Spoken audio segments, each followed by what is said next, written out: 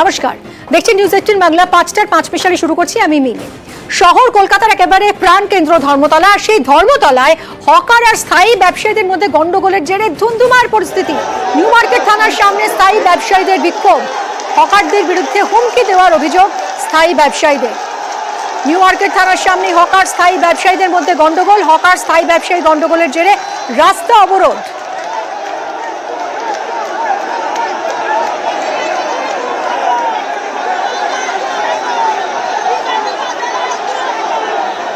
কথা বলবো আমাদের প্রতিনিধি শান্নিকের সঙ্গে। শান্নিক, এই যে ধুন্ধুমার পরিস্থিতি, রাস্তা অবরোধ, এর সূত্রপাত কিভাবে হলো আর এখনই বা কি পরিস্থিতি?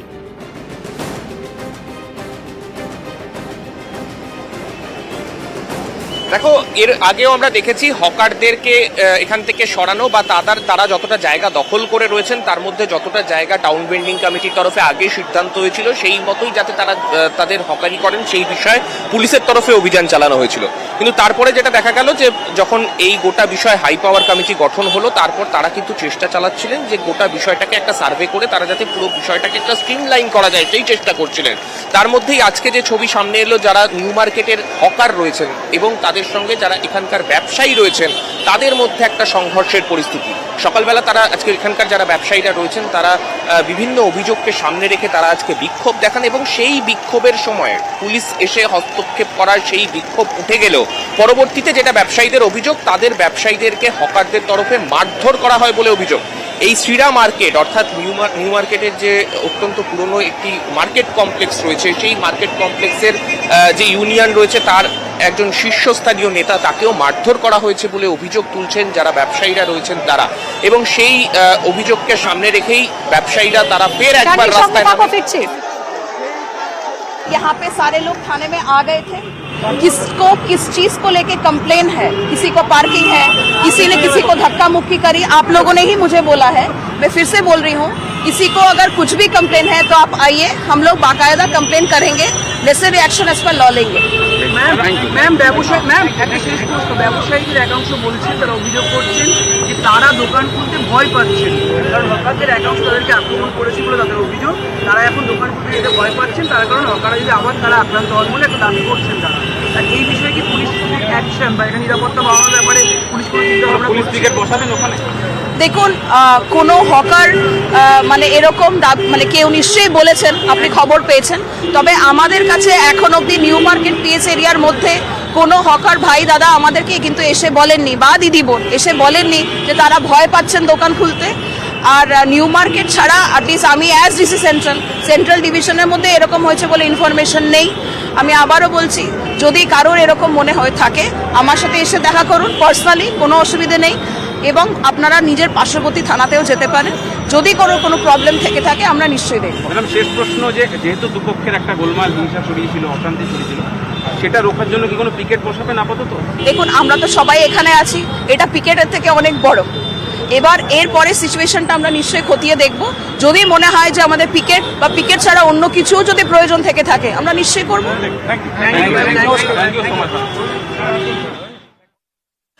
ডিসি সেন্ট্রাল ইন্দিরা মুখোপাধ্যায়ের বক্তব্য শুনছিলেন। আবারও সরাসরি চলে যাবো শান্নিকের সঙ্গে কথা বলবো। শান্নিক, যে অভিযোগ করছেন স্থায়ী ব্যবসায়ীরা যে তাদের উপর হামলা করেছে হকাররা, এর কি ভিত্তি? যদিও ডিসি সেন্ট্রাল যেটা বলছেন যে তার কাছে কেউ এরকম কোনো অভিযোগ জানাননি।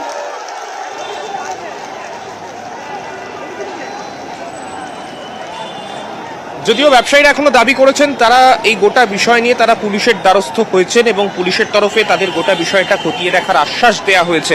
ব্যবসায়ীরা কিন্তু সেই দাবি করছেন এবং সেই মতোই তারা যে অবরোধ করে রেখেছিলেন এসএন ব্যানার্জি রোড, তারা এই অবরোধ কিন্তু ছেড়ে বর্তমানে উঠে গেলেন এবং এই রাস্তা অর্থাৎ এসএন ব্যানার্জি রোড বর্তমানে কিন্তু খুলে দেওয়া হয়েছে যান চলাচলের জন্য। পুলিশের তরফে যারা এখানে জমায়েত করেছিলেন তাদেরকেও একেবারে সরিয়ে দেওয়া হয়েছে এবং যাতে নতুন করে কোনো রকম উত্তেজনার পরিস্থিতি না তৈরি হয় সেই জন্য বিশাল পুলিশ বাহিনী এই মুহূর্তে নিউ মার্কেট চত্বরে কিন্তু মোতায়েন করে রাখা হয়েছে। যারা হকাররা ছিলেন তারাও এই জায়গাতে, যে জায়গায় এখন বর্তমানে এত পুলিশ বাহিনী তুমি দেখছো এখানে, তারাও কিন্তু জমায়েত করছিলেন। দুপক্ষকেই কিন্তু এখান থেকে সরিয়ে দেওয়া হয়েছে যাতে নতুন করে ব্যবসায়ী এবং হকারদের মধ্যে কোনো সংঘর্ষের পরিস্থিতি না তৈরি হয়। ব্যবসায়ীদের স্পষ্ট অভিযোগ, যখন তারা আজকে সকালবেলা বিক্ষোভ দেখাচ্ছিলেন তারপরেই কিন্তু হকারদের তরফে তরফে মারধর করা হয়েছে, পুলিশের সামনেই কার্যত মারধর করা হয়েছে তাদের ব্যবসায়ীদের যে সংগঠন রয়েছে সেই সংগঠনের এক নেতাকে, এবং সেই অভিযোগকে সামনে রেখেই তারা হঠাৎ করে হকাররা গিয়ে ব্যবসায়ীদের মারধর করতে শুরু করলেন।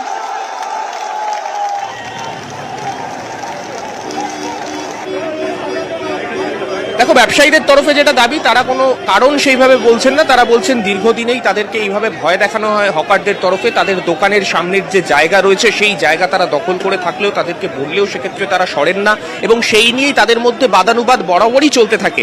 সেই বিষয়ে যখন আজকে বিক্ষোভ চলছিল, সেই বিক্ষোভের সময় হঠাৎ করেই হকাররা তাদের ওপর চড়াও হন এবং হকাররা চড়াও হয়ে তাদের নেতাকে ধরে মারধর করেন, এই অভিযোগ কিন্তু তারা তুলছেন। এবং এই সংঘর্ষের পরিস্থিতি যাতে ফের না হয় সেই কারণে কিন্তু বর্তমানে এত পুলিশ মোতায়েন রাখা হয়েছে। এবং যে গোটা বিষয়টা, যে এই হকারদের জায়গা, ঠিক কতটা জায়গা নিয়ে হকাররা নিউ মার্কেটে বসবেন, এই গোটা বিষয় কিন্তু যতক্ষণ পর্যন্ত না এই 1 মাসের মধ্যে হাই পাওয়ার কমিটি তাদের যে সার্ভে শেষ করে তারা যে পরবর্তী সিদ্ধান্ত নেবেন বলেছেন, যতক্ষণ পর্যন্ত না সেটা হচ্ছে ততক্ষণ পর্যন্ত কিন্তু এই ব্যবসায়ীরা তারা চাইছেন যাতে তাদেরকে একটা সুরক্ষা দেওয়া হোক, তাদের যাতে আর কোনোভাবেই হকাররা মারধর না করে, সেই পরিস্থিতি যাতে পুলিশ খতিয়ে দেখে, তারা কিন্তু সেই আবেদনই জানাচ্ছেন তিনি। ধন্যবাদ সার্নিক। পুরসভা সার্ভের পরই হকারদের বসতে দেওয়া হবে এবং নির্দিষ্ট সংখ্যক হকারকে বসার অনুমতি দেওয়া হবে বলে জানিয়েছে পুলিশ। হকার নিজের রুলসে আছে, একটা নিয়ম, একটা সিস্টেমেটিক হিসাবে এক লাইনে ফুটপাতে এক লাইন করতে হবে। এক লাইন করে 3x5 বা 3x3 একটা আমরা নিজেদের মধ্যে এই সিদ্ধান্ত নিয়ে সব ডালাগুলো বসাচ্ছি। তার সত্ত্বেও পুলিশ এখানে এসে বাধা দিয়ে যাচ্ছে। পুলিশ বলছে এখন আমরা এটা লিফটিং করব, আমরা এখানে এখন দেখব, সার্ভে করব, তারপরে আমরা করব। এবার মালদার ছবি দেখাবো। মালদায় হকার উচ্ছেদ অভিযান, ইংরেজবাজারে পুরসভা এবং পুলিশের অভিযান। ইংরেজবাজারে একাধিক দোকান ভেঙে দেওয়া হলো। গত কয়েকদিন ধরেই সরকারি জমি ফাঁকা করতে মাইকিং চলছিল, জবরদখল হটাতে এবার অ্যাকশন।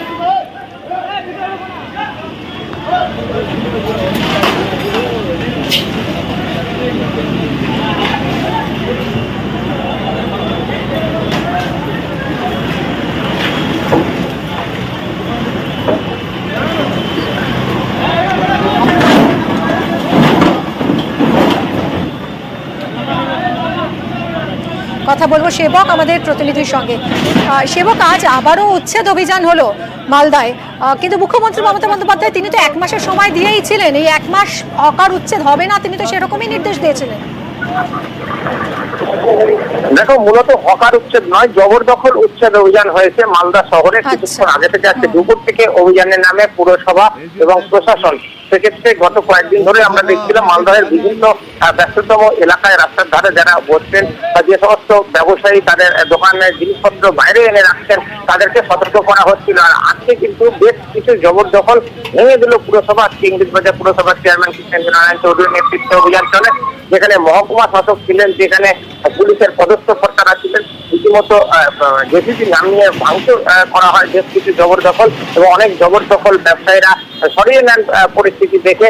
সব মিলিয়ে আজকে রথবাড়ি মোড়, স্টেশন রোড, রবীন্দ্র এভিনিউ এইসব ব্যস্ততম এলাকায় অভিযান চলেছে এবং আগামীতেও অভিযান জারি থাকবে, এমনটাই কিন্তু পুরসভা জানিয়ে দিয়েছে। মূলত যাদের স্থায়ী দোকান আছে তারা যদি দোকানের বাইরে এনে জিনিসপত্র রাখেন বা ব্যস্ততম রাস্তায় যদি জিনিসপত্র রেখে জবরদখল করা হয়, সেই সব জবরদখল অবৈধ এবং সেগুলি কোনোভাবেই বসতে দেওয়া হবে না, এটা কিন্তু সাফ জানিয়ে দিয়েছে পুরসভা। এর পাশাপাশি শহরের বেশ কিছু এলাকায় হকার জন চিহ্নিত করে যারা দীর্ঘদিন ধরে রাস্তার পাশে ব্যবসা করছেন তাদেরকে সরিয়ে নিয়ে যাওয়া হবে, এমনটাও কিন্তু পুরসভা বিকল্প একটা নীতি নিয়েছে। ধন্যবাদ সেবক।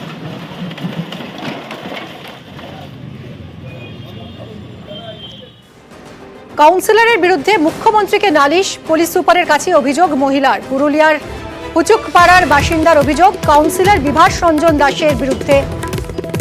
ইন্দ্রজিৎ আমাদের প্রতিনিধি রয়েছেন। ইন্দ্রজিৎ, কি অভিযোগ?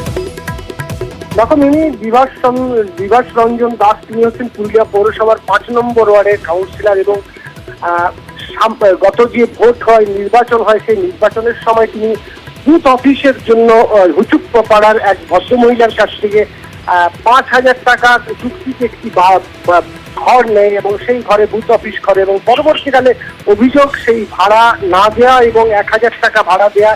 এই কারণেই তিনি সোশ্যাল মিডিয়াতে বিভাস রঞ্জন দাসের বিরুদ্ধে লেখালেখি করেন এবং তারপরেই অভিযোগ তাকে ধমকানো হয়, তাকে নানাভাবে ভয় দেখানো হয় এবং তার বিরুদ্ধে মানহানির মামলাও করা হয়।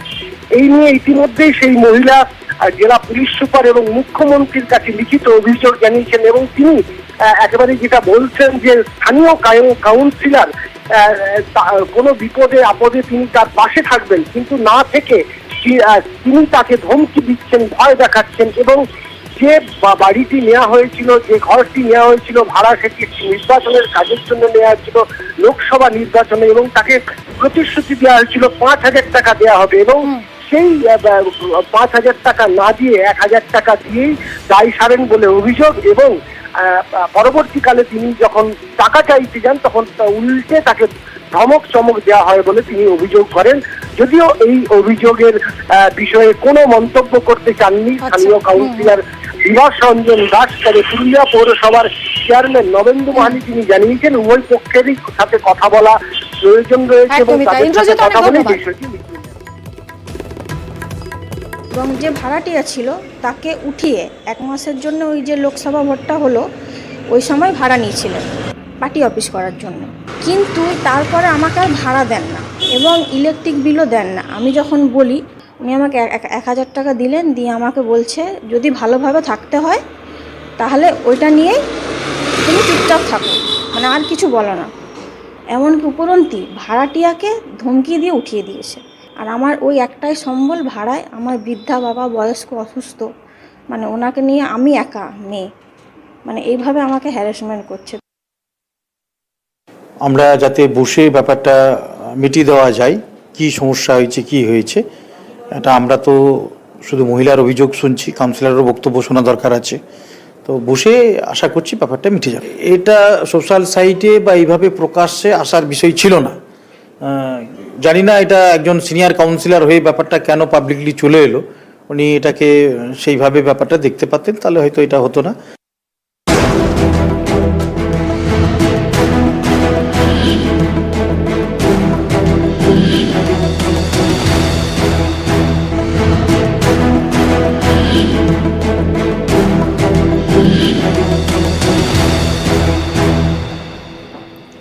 গড়িয়াহাটে পার্কিং চক্রের অন্তর্তদন্ত, চাঞ্চল্যকর তথ্য উঠে এসেছে নিউজ 18 বাংলার অন্তর্তদন্তে। জানা যাচ্ছে বন্ধ সংস্থা, যে সংস্থা 5 বছর ধরে বন্ধ হয়ে গেছে, মৃত ব্যক্তি তাদের নামে এই কারবার রমরমিয়ে চলছে। সাউথ এন্ড এজেন্সির সংস্থা বছর 5 আগে বন্ধ হয়ে গেছে, ওই সংস্থার নামেই বিল ছাপিয়ে চলছে অবৈধ পার্কিং। একটা সময় গড়িয়াহাট ব্রিজের নিচে পার্কিং দেখভালের জন্য পুরসভার বরাদ দেওয়া হয়েছিল এই সংস্থাকে, কিন্তু এই সংস্থা বন্ধের আগে সেই চুক্তি বাতিলও করেছিল পুরসভার ব্ল্যাকলিস্টেড এই সংস্থার নামেই ভুয়ো স্লিপ ছাপিয়ে রমরমিয়ে চলছে বেআইনি পার্কিং ব্যবসা। অমিত আমাদের প্রতিনিধির সঙ্গে কথা বলবো। অমিত, তুমি অন্তর্তদন্ত চালিয়েছো নিউজ 18 বাংলায়, আমরা দেখেছি, সেই ছবি দেখিয়েছে দর্শকদেরও।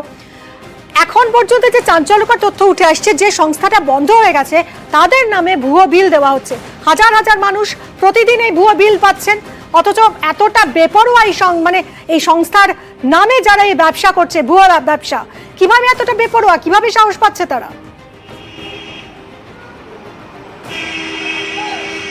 একেবারেই বারবার এই প্রশ্নই কিন্তু উঠছে যে একটি সংস্থা, যে সংস্থাকে 5 বছর আগে ব্ল্যাকলিস্টেড করে দেওয়া হয় কলকাতা পুরসভার তরফে, যে সংস্থাকে একটা সময় বরাদ দেওয়া হয়েছিল গড়িয়ার ব্রিজের নিচের পার্কিং দেখার জন্য, সেই সংস্থার নামেই বিল ছাপিয়ে সেই বিল দেওয়া হচ্ছে পার্কিং দেওয়ার জন্য এবং পুরোপুরি অবৈধ বিষয়টি। কারণ যে অংশে এই মুহূর্তে গড়িয়াহাট ব্রিজের নিচে যে অংশে পার্কিং করা হচ্ছে, পুরো জায়গাটা জুড়ে কিন্তু অবৈধভাবে বা ইললিগালভাবে কিন্তু পার্কিং করা হচ্ছে এবং যারা যুক্ত তারা কিন্তু কেউ প্রকাশ্যে আসছে না, কিন্তু সেই টাকা কিন্তু পৌঁছে আছে বিভিন্ন প্রভাবশালী ব্যক্তিদের কাছে।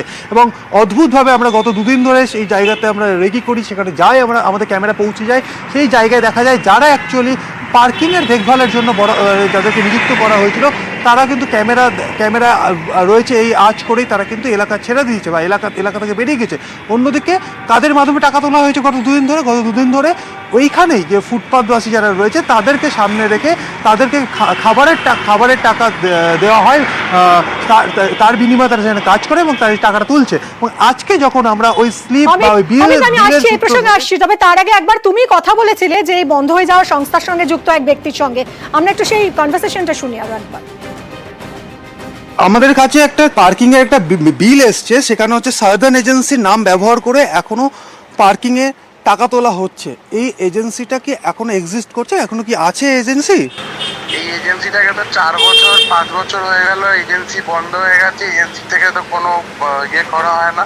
আর এজেন্সির যারা কোঅপারেটিভের যারা মেম্বার ছিলেন তাদের তো মানে বলতে গেলে কেউই নেই, ম্যাক্সিমাম লোকই এই পৃথিবীতেই নেই, ওনারা সব মারা গেছে। তো এখনো পর্যন্ত গড়িয়াহাটের মতো জায়গা যেখানে অবৈধ পার্কিং চলছে রমরমিয়ে, সেখানে আপনার কথা মতো যে কোম্পানি বন্ধ হয়ে গেছে 5 বছর আগে, সেই কোম্পানির নামে এবং ঠিকানা ব্যবহার করে ওরা স্লিপ বার করে প্রতিদিন বিভিন্ন ব্যক্তিকে তারা দিচ্ছে। না, এটা তো একেবারে বেআইনি। আমাকে তো তাহলে আমরা তো দেখুন, আমরা তো থাকি না, বাইরে থাকি। এরকম যদি হচ্ছে তো আমাকে তো গিয়ে এবার দেখতে হবে, গিয়ে পুলিশের ডায়েরি করতে হবে। তাহলে আপনি তাহলে এদের বিরুদ্ধে লিগ্যাল অ্যাকশন নেবেন, তাই তো? হ্যাঁ, একদম 100বার নিতেই হবে। কারণ দেখুন, আপনি এরকম আমার বাড়িতে এসেছেন এই জিনিস দেখে, 2 দিন বাদে আরেকজন আসবে, তারপরে আরো একজন আসবে, তবে তো আমার বাড়িতেই ঝামেলা হবে। এর মধ্যে তো আমরা কোনো রকম ভাবেই জড়িত নেই। এই কোম্পানিটা কার ছিল বলতে পারবেন? এই কোম্পানিটা একটা কোঅপারেটিভ ছিল, এখানে অনেকজন ছিলেন। আমি অ্যাকচুয়ালি অত বলতে পারবো না, আমি যেটুকু শুনেছি আমার আত্মীয়র মুখে সেটুকুই আপনাকে বলতে পারি। কিন্তু ম্যাক্সিমাম লোকই যারা ছিলেন এখানে এখন কেউই নেই। লাস্ট গৌতম মুখার্জি ছিলেন, উনিও আগের বছর মারা গেছে। কিন্তু এই এজেন্সিকে অনেকদিন আগেই কলকাতা কর্পোরেশন থেকে সাসপেন্ড করে দেওয়া হয়েছে। পুরসভার অভিযোগের ভিত্তিতে এফআইআর করেছে পুলিশ। অমিত, তদন্ত তাহলে এবার কিভাবে এগোবে?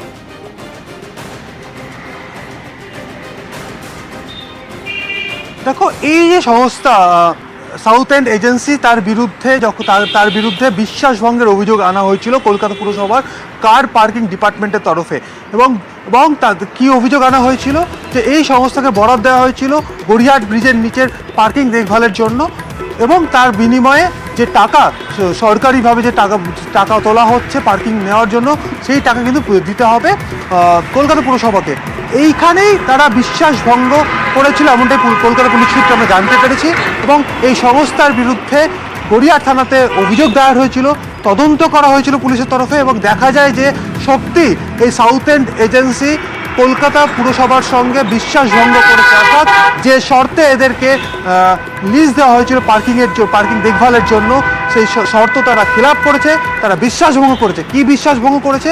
যে কলকাতা পুরসভার তরফে যে সমস্ত পার্কিং রয়েছে কলকাতা পুরসভার তত্ত্বাবধানে, সেখানে মেশিনের মাধ্যমে প্রিন্ট করা বিল কিন্তু প্রোভাইড করা হয় যারা গাড়ি পার্কিং করেন।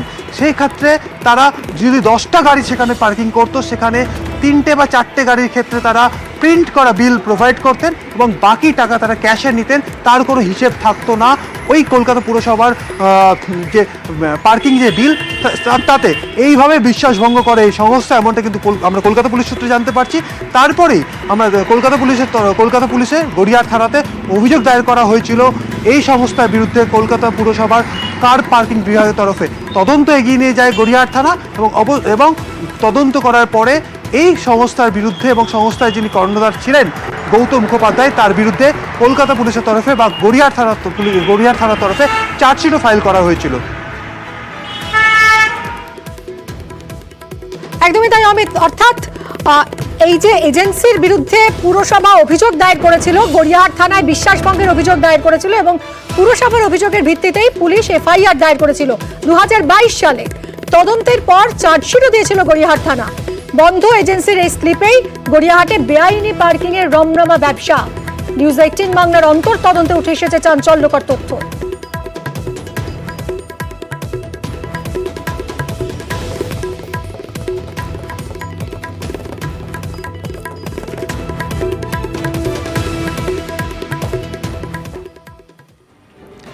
আরো একটা চাঞ্চল্যকর খবর, বাংলাদেশি জঙ্গি গোষ্ঠীর সঙ্গে জড়িত থাকার অভিযোগ। চেন্নাইয়ে গ্রেফতার মঙ্গলকোটের শ্রমিক এসটিএফ এর জালে আনোয়ার শেখ। আনোয়ারের জঙ্গি যোগ মানতে নারাজ পরিবার। বাংলাদেশি জঙ্গি গোষ্ঠীর সঙ্গে জড়িত থাকার অভিযোগ রয়েছে আনোয়ারের। চেন্নাই থেকে গ্রেফতার করা হয়েছে মঙ্গলকোটের শ্রমিককে। এসটিএফ গ্রেফতার করেছে আনোয়ার শেখকে। অর্পণ আমাদের প্রতিনিধি রয়েছেন, আরো জানাবেন। অর্পণ, কি জানা যাচ্ছে এই আনোয়ার শেখ কে? এই আনোয়ার শেখ কেন গ্রেফতার? দেখো, বাংলাদেশি নিষিদ্ধ জঙ্গি সংগঠনের সাথে যুক্ত সন্দেহে আরো এক লিঙ্কম্যানের হদিশ পেল রাজ্য এসটিএফ। আনোয়ার শেখ নামে চেন্নাই থেকে গ্রেফতার করে একজনকে। তার বাড়ি হচ্ছে দুর্গাপুরের মঙ্গলকোটে। আজ তাকে এই আনোয়ার শেখকে দুর্গাপুর মহকুমা আদালতে তোলা হলো। বিচারক 14 দিনের এসটিএফ হেফাজতের নির্দেশ দেন এবং এই যে বারবার এই যে কাকসা থানার পুলিশ এবং এসটিএফ যৌথ অভিযান চালিয়ে এই যে লিঙ্কম্যানের হদিশ মিলছে এবং জানা যাচ্ছে এসটিএফ আধিকারিকরা যেটা জানাচ্ছেন এদের সাথে আরো কেউ যুক্ত রয়েছে কিনা তাও কিন্তু খতিয়ে দেখছে তাদের নিজেদের হেফাজতে নিয়ে। ধন্যবাদ অর্পণ। কাল বিকালবেলায় হঠাৎ ফোন এসেছিল, পুলিশে ফোন করেছিল চেন্নাই থেকে, যে আমাকে বললো আমি তোমার স্বামীকে ধরে নিয়ে চললাম, কোনো টেনশন করবে না, আমরা তোমার স্বামীকে নিয়ে চললাম, এটা জানাইলো আমাকে। ফোন করছি সকাল থেকে, ফোনটা সুইচ অফ বলছে। জানেন যে জঙ্গি সংগঠনে যোগ আছে বলে? না, ওইসব কোনো যুক্ত নাই গো। আপনি বিশ্বাস করেন? হ্যাঁ বিশ্বাস করে, ওইসব কোনো কাজ করে না ওইসবে। বাইরে চেন্নাই কাজ করতে গেছিল, গ্রামে কাজ হচ্ছিল না। বাড়িতে কোনো আসা যাওয়া করতো কেউ লোকজন? না, কোনো লোক আসতো না, আমাদের বাড়িতে কেউ ঢুকে না।